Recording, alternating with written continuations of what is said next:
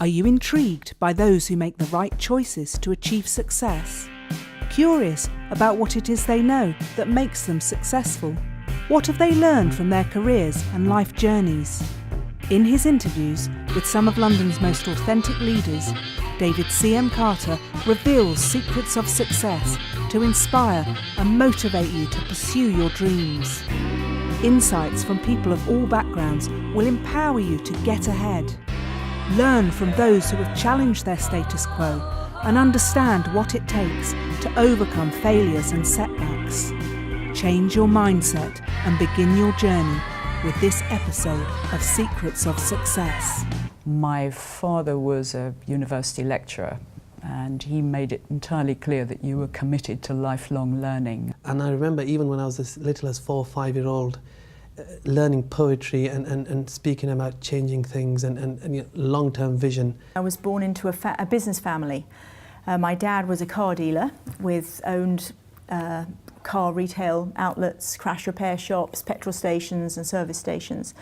So I grew up in a kind of small business environment, if you like. Yeah, I went to university in Richmond, Virginia, and then I did my graduate degree in Honolulu, Hawaii. In Honolulu, right. When I was about 12, we moved from the United States to Ireland, and that was quite a culture shock.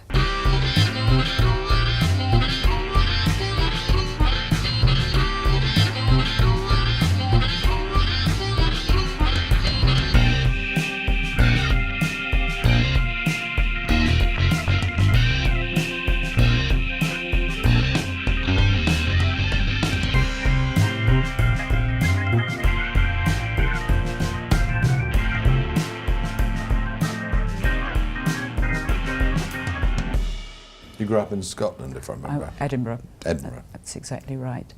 But I went to Keele University, which in those days had an extra year, a foundation year, where you learnt a bit of everything, at the end of which you could choose what subjects you did, and you had to do 5 of them. And at the end of that... Did you know you always wanted to be a lawyer? No. I wound up being a lawyer because I ran into the professor of law in the pub one evening during that first year, who said, "How are you going to choose what you want to do for the rest of your time at university?" And I said, "I don't know." I changed my mind like I changed my socks.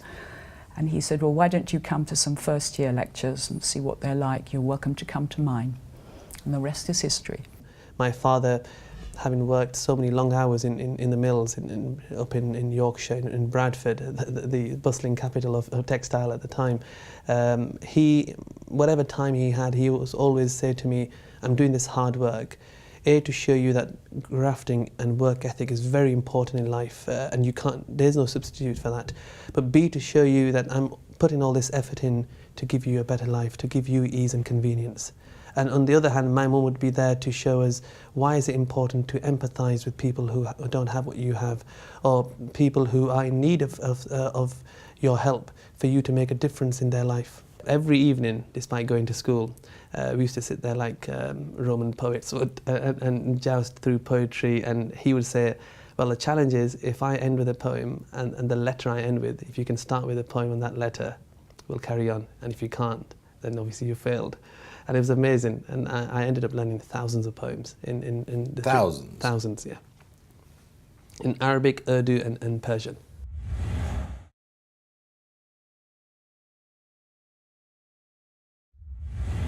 I went on to memorize the Holy Quran at the age of 11, and Quran is in Arabic, and it's a voluminous, huge text. I don't speak Arabic. At the time, I didn't speak Arabic. I didn't understand Arabic, but I did it through rota fashion and memorized the entire book, which helped me throughout my life in terms of memorizing information, retaining information.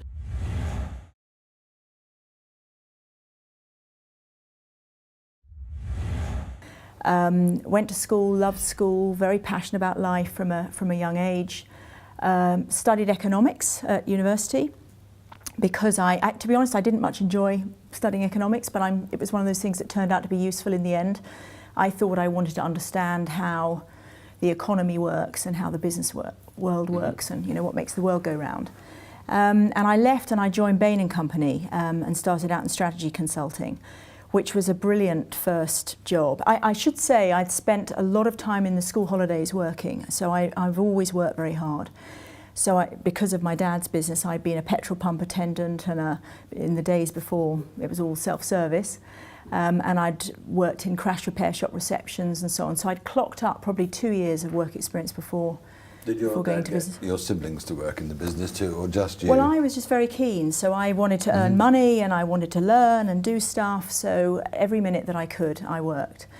I also travelled as a I did a gap year before university, and I went backpacking all around Asia and so on. Earned the money first and then went travelling. Then joined Bain & Company in strategy consulting, which was a brilliant place to start. I think I was a bit of a rebel. I think, funnily enough, they're a big client of ours now. But at the time, I think I was probably more trouble than I was worth.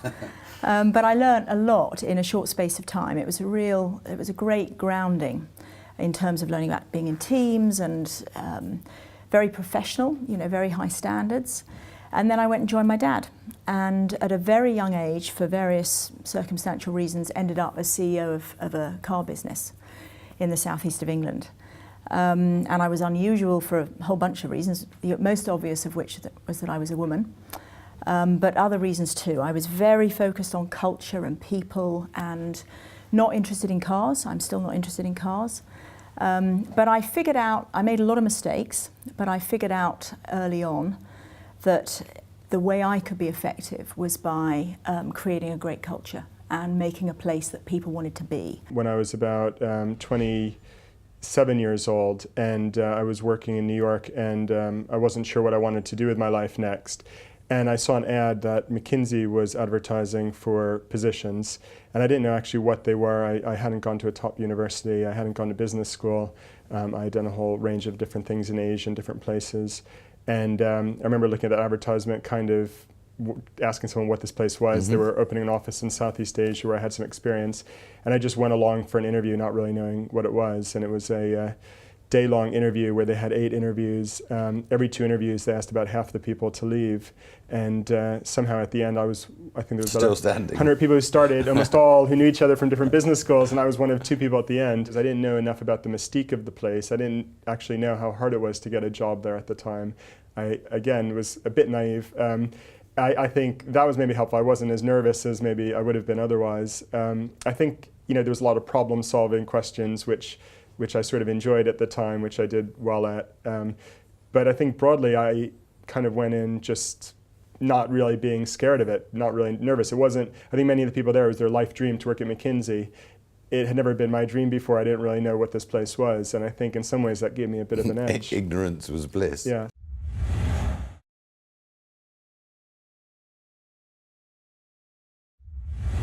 I was also kind of quite badly bullied at school as well. So I think, although there's quite negative things, those are really in America or in Ireland? Well, in Ireland mainly, yeah. So those were quite pivotal and events in my life, and shaped quite a bit of how I approached my life.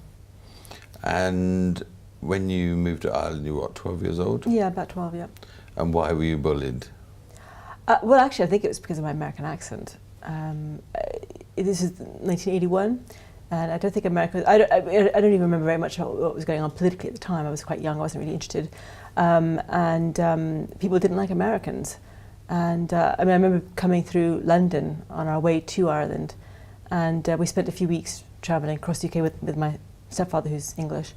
And we couldn't get service in shops and things. It was quite shocking. There was a real strong anti-Americanism in London, and then when I went to boarding school in Ireland, there was quite a bit of it there too. And did it go on throughout your entire time at the school? Yes. And what kind of impact has that had on your life? And yeah, I think it really affects your self-esteem. And if you're surrounded by a lot of hatred, it's very easy to take it on yourself and actually believe what other people are saying about you and believe about you. And how has that shaped you? It made me very fearful. It obviously affected my self-esteem. It's like a stranglehold, actually. Really kind of is very hard to break free from. And I mean, that's something that I've obviously been on a journey of recovering from. So I'm no longer in that place. My motto is get lucky and say yes. Get lucky and say yes. Explain. The reason is that you do get lucky in life, but you can also put yourself in a position To be more lucky than you would be. That might be by figuring out what you would like to do next, or what skills you need, or who in your network might be interesting or useful to you. So an example of that was I was working in California, thinking about Mexico down the road, thinking they hadn't done a big electricity reform and maybe they like to think about that. I got lucky and met somebody at a conference who was opening an operation in Mexico. It turned out that his man in Mexico was a friend of the energy minister. Right. Was that luck or what? But actually, I was thinking ahead. Then, of course, saying yes, well, that involves you getting out of your comfort zone quite a bit.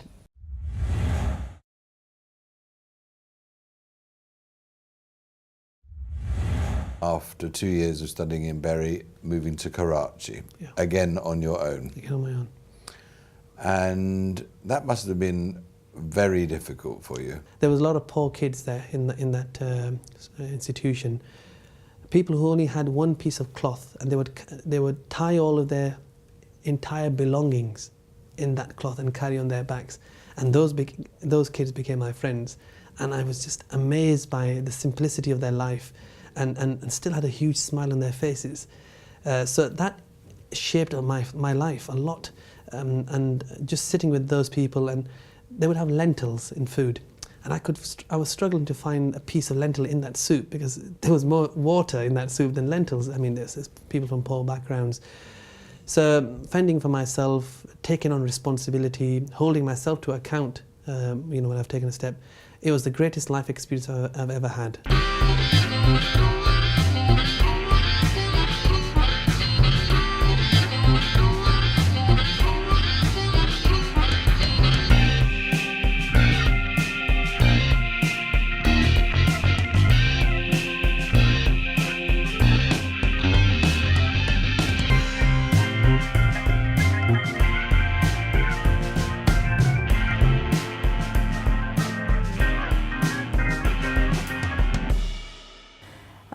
And Leaders Quest, I started actually whilst I was still running the previous company. I was always a multitasker, so it was a weekend thing and an evening thing that pretty quickly it became apparent really had a lot of life in it.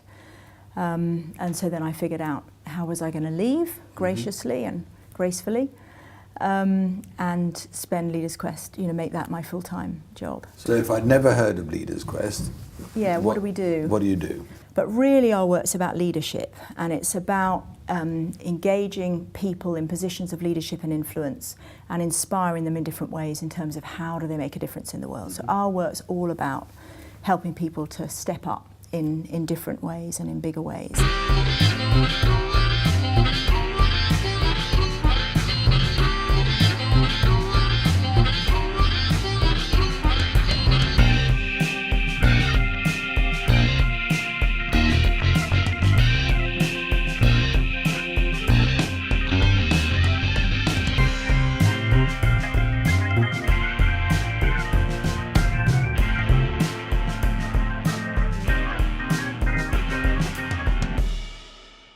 There was a project that came open that was looking at how businesses could help education in London.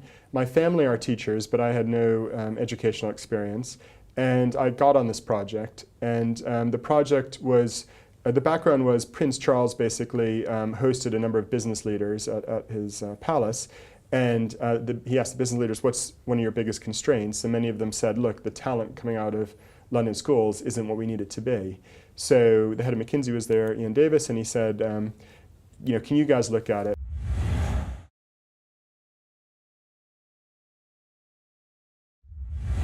So the problem is that lots of children in England at that point and today were getting a very, very poor education, an education that didn't enable them to make the most out of their lives, that I felt failed them completely, that in many ways, if we were going to be really melodramatic, I felt almost was enslaving them. There was no question that lots of children were leaving schools just failed by the system.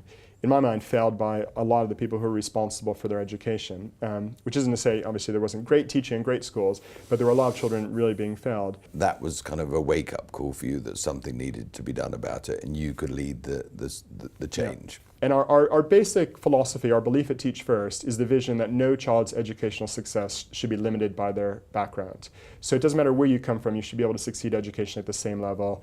You know, there should be as many poor kids as wealthy kids going to the top universities, going to the top jobs. Mm-hmm. And the education system should ensure that, you know, GCSE results, literacy, numeracy, it doesn't matter whether you're from a low-income or high-income background.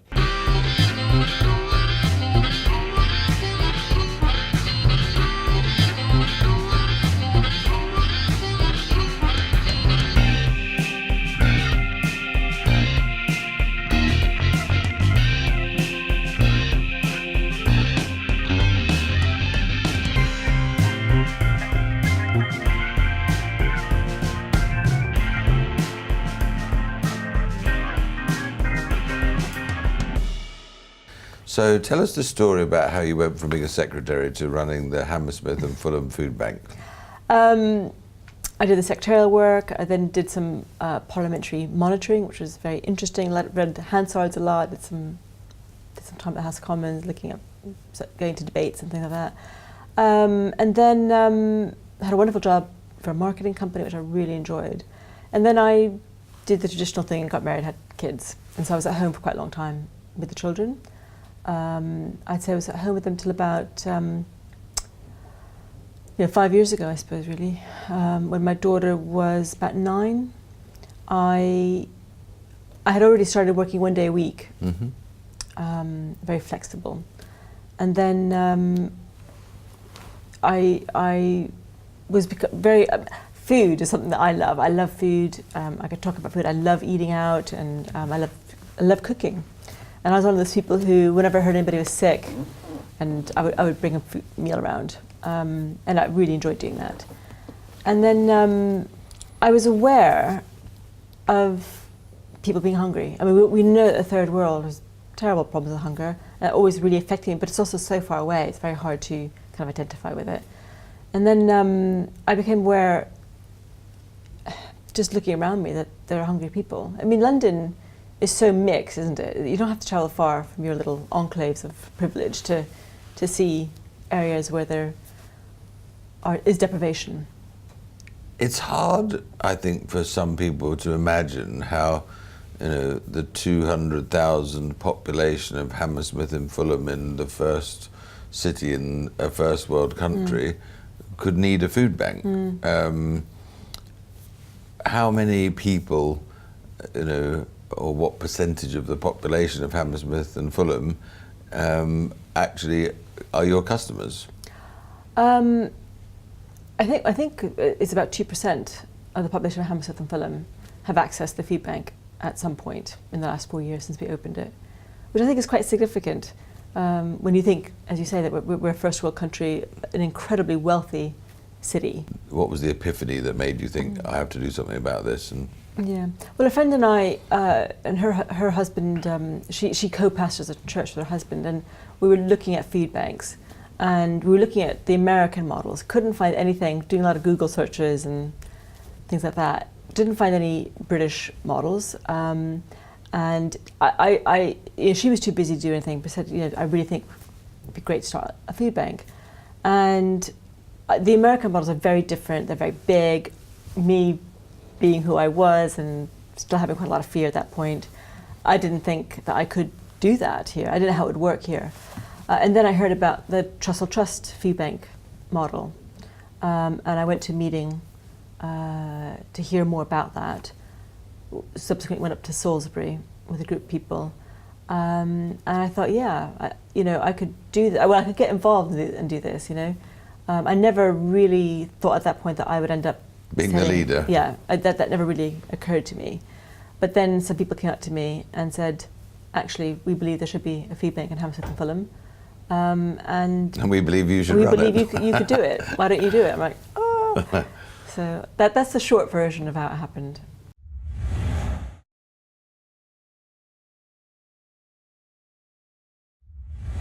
How many years has there been a Lord Mayor? 825 years. 800, I was right, 825 years. And I think you're only the second woman in 825 years. Yes, yes, nothing to be proud of there. It's taken a while even to get from the first to the second. She was 30 years ago now. We're sitting here looking at the City of London, and you're the Lord Mayor. Mm. The city would have, I think, over the last 10 years, have a big question mark over its integrity and its honesty. Mm.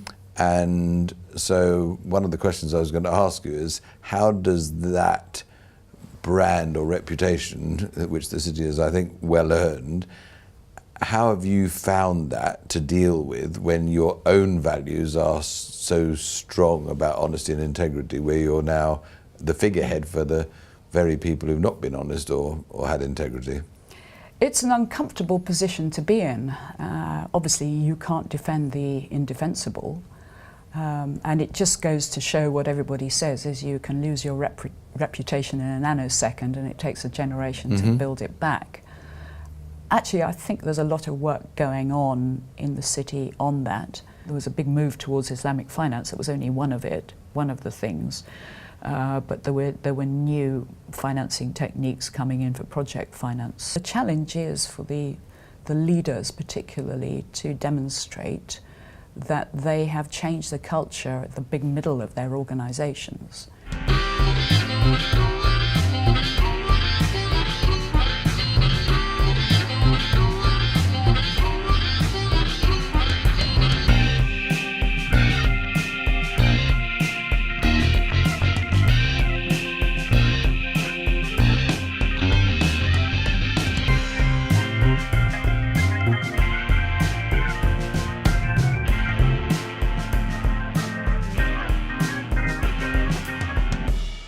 Finance is the funding part of any project that you do, whether you're acquiring an asset, whether you are purchasing or combining assets or merging with a company. It's Islam, or the religion of Islam allows you or requests from you that you can't do certain things, or you have to do certain things in a certain manner. So the prohibited elements, the can't do's, there's no interest allowed. And an interest which we look at in terms of the interest that we get on in our banks, the interest we charge on loans, that's not allowed, because the simple reason for that is in the perspective of Islam, money is not seen as a commodity that you can benefit from. It's not like something else that you can sell and make money on. It's seen as a medium of exchange. It's equity finance, equity funding, and both parties to the investment or to the partnership are encouraged to share in risk and return. And when we say both parties, they don't have to necessarily be capital providers. One party can provide the capital, and the other can provide their skill, entrepreneurship, the idea, and then agree between themselves the percentage of their return. The other side of Islamic finance is, where can you invest? Which industries can you invest into? You can't invest into pornography, into arms industry, into tobacco, and so those harmful industries. So that's the other element in terms of the assets and the investments. It doesn't go well. Well, whatever 70-30, we follow the same principle. If I haven't got any money, I've just got the great idea. But you would lose, in that case, you would lose whatever you've put in, so the time and effort. So it's not. Oh, so my time and effort is still classed as an asset. Yeah.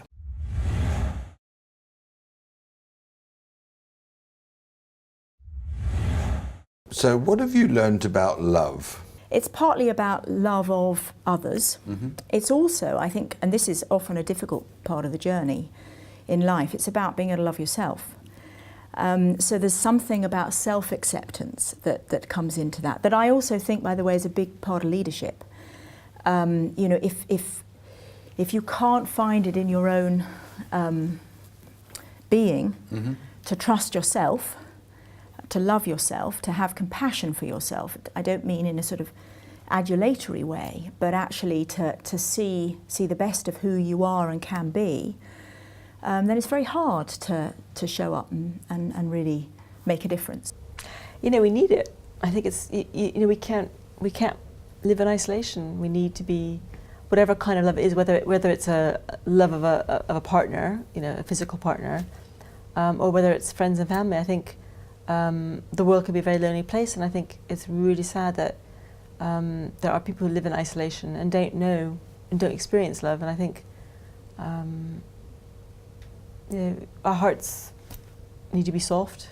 I mean, for me, it's kind of the whole story. I think it's what life's all about. I think it's what the universe is made of. I think we often, in all of our complexity, we can miss the point. But I think life is about love, and you know, by that I mean the sense that we are all connected. We're all part, I think, of the same whole. In a deep way, we're questing for unity. We want relationship. We want without relationship with one another, we don't have anything. I mean, I think one is not really alive if you don't have relationship.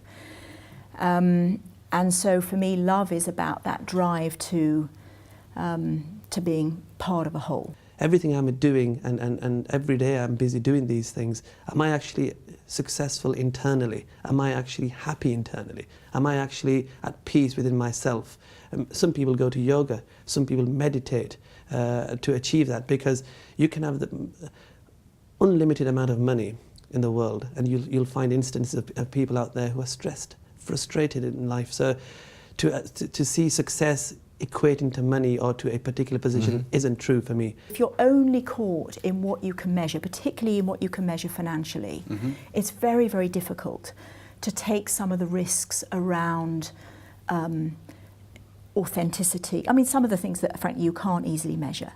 And so there's something about trusting to what you know. I mean, intuition, really, emotional intelligence, what I'd call, I don't often say it in a working environment, but it's spiritual intelligence also. So before Teach first came along, I know you're Jewish, aren't you? In the Jewish faith, you have this concept of tikkun olam, which is healing the world or repairing the world, which is making a difference. Had that been part of your mindset and your heart set, you know, when you were at school, when you were in your research period of time, were you looking for the thing that you could latch onto, that you would resonate with, that could be your thing to make the world a better place? Yes. And then Teach First came along. I think so, yeah. I mean, I think I never thought I wanted to start a new charity or that had to be it. But definitely a deep held belief I have is the purpose of life is to make leave the world better than when you found it, and you could do that in many different ways, being a great parent, being in lots of different roles. But to me, I always wanted to make sure that was, as much as possible, a central part of my life. And to me, this felt like a wonderful gift, this opportunity to start something and to lead something that would enable that to be a real central part of my life, where I felt really confident if this worked, it would leave lots of children's lives, lots of people's lives much better off.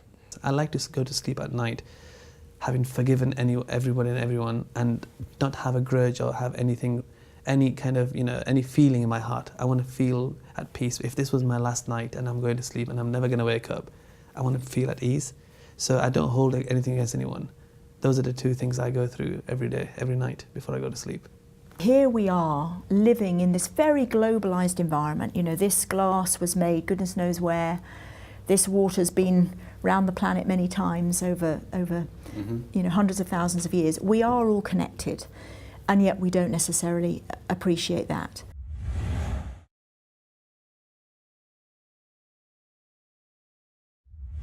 A difference should be enjoyed and celebrated and not be a cause for division. There's a difference, there is a marked difference between the word difference and division. You are different from me, I'm different from you, but you've got great values and you've got great achievements and beautiful personality, and I have different personality, and that is the beauty of this. If every fruit tasted like oranges, it wouldn't be good. Everything has its own unique taste, its own unique output, and that's what makes the world such a beautiful place. If only people realised that and appreciated that, and going back to what I said earlier, is giving as opposed to taking, because all of these conflicts, whether it's what's happening in Crimea or other parts of the world, what's happening in Africa, what's happening in the Islamic world, it's all about my territory, it's all about my clan, my tribe, it's about my position, and it's not about others. And that's the problem. The line I famously use in this role, which is, our success is your success. As I go around the world, it's less about, bring investment to London and please receive our exports and give us contracts. It's more about, bilateral trade and investment, and how do we grow the cake together. But think of all that waste, right? Those kids who had just the pure misfortune, pure unluck, life of the lottery, they went to these schools at a bad point in history. Their whole lives, for the most part, they're going to have very few opportunities, very few job opportunities, very low chance of actually making the most out of their lives, of living the life that they should be living, which is not just a huge waste for them personally and a huge personal tragedy, but it's a national tragedy, because these are people who can make Britain even a better country, a better place to live for everyone. I can't think of anything more powerful. It's like, what happens to a country when slavery is abolished, or when more and more people have the opportunity to live the life that they're capable of. I think it's something that can transform a country. What's your life's purpose? To help others, to share what I've achieved with others, and to make a difference by fulfilling other people's needs. One of the things we see with a lot of our teachers is actually helping kids makes a lot of people happy, and a lot happier than material, a lot of material things that lots of studies, scientific research has shown doesn't really make people happy. So you're not including everybody, then what's the point? So that inclusiveness it sounds like it's being present all the time with everyone that you encounter, but also making sure that you encounter as many as possible of the stakeholders in everything that you're involved with, and not flying in, shaking hands with the senior vice president and forgetting the 12 people who made that meeting possible. Exactly right. The thought that there are people going hungry should be on the front page of the newspapers every single day. There's so many wonderful charities out there doing wonderful things, but then there are people going hungry, and children are going to school hungry and coming home and they're not having anything to eat for dinner. That's just awful. My passion is so strong for what I do. I care so much about what I do that I'm unstoppable now. I don't think anything could scare me now if it was for the benefit of the Hammersmith Food Bank. I believe so much of what I do that it's actually bigger than me. It's not about me, it's about we.